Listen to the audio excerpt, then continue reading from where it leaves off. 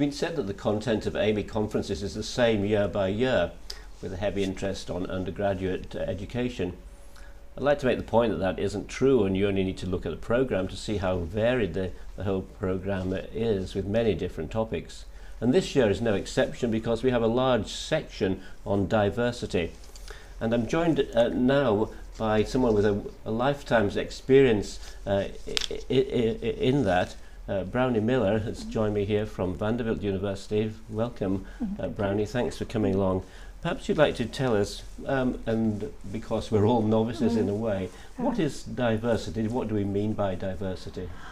Well, I've been working with our physician education programs at Vanderbilt University Medical School for about 20 years now.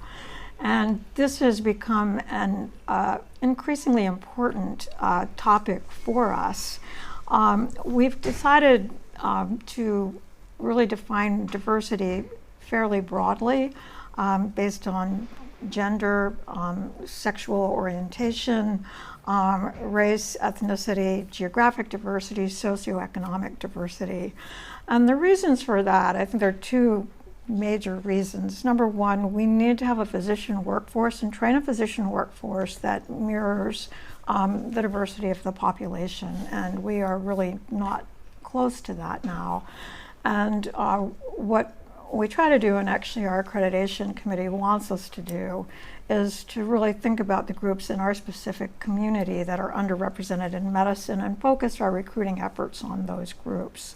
So for us, that would be African American applicants and also Hispanic applicants, and also increasingly people from lower socioeconomic backgrounds and rural students. A lot of our applicants and our students tend to be from urban areas.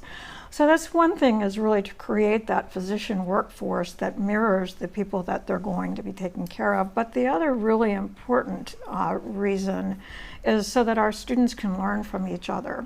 I think that the importance of diverse perspectives in a learning environment can't be overstated, and that people probably learn best when they're forced out of a comfort zone and really think about things from divergent perspectives. It also enables them, I think, to better relate to patients from different backgrounds when they really are in practice. You raised an important point there, and I think it's the question of, is it always a case of the Western medicine being perceived as better, and is therefore should be given and delivered to a university in a developing country which is under-resourced? And people have this concept that you can't do that, it's a post-colonial way of thinking. That's, I mean, there's so many sides to that question.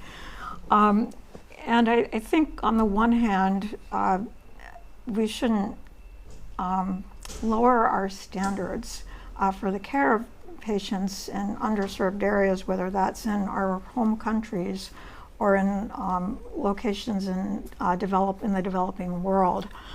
But you also have to be realistic and deal with the resources that are available.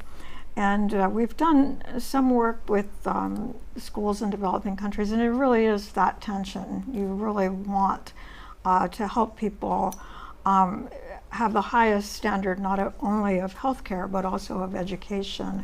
But you just have to work within the constraints of what resources are available. I think that makes a good point, because you could argue that there's not a lot of point in having a suite of MRI scanners in a remote place where all they need is, or what they really need is someone to deal with public health problems. That's exactly right. And some combination of that as well. You know, we've been working with a school in Liberia recently, and so they have both, you know, very broad public health needs, but also some very targeted needs really related to the residual effects of the Ebola outbreak. And so again, it is that balance. That makes a very interesting point. The university, or wherever it is, should be training medical healthcare staff for the needs of the population in which it finds itself. That's exactly right. And I think that's good. I think an example of that, I visited the University of Western Australia, and their big remote and rural program there exactly aimed to train doctors to want to work in rural communities, realizing the benefits of life in those surroundings for some time, and being able to develop healthcare needs, meet healthcare needs in that place. So you'll be a supporter of this diverse track that's going through the AMEE program at the moment. What could you give us just very quickly some hints about how a university might develop a collaboration with a place where there is a need, or where they've been invited to help? Well, I think that the collaboration is going to be, it depends, I would say, on what the goal of the collaboration would be. So we do have some collaborations with colleges in our area that are aimed at either underserved or underrepresented groups, so some historically Black colleges, universities, and also one university that really focuses entirely on students from lower socioeconomic backgrounds. So we partner with them to identify students that would thrive at Vanderbilt and to really groom them and help them be successful. As far as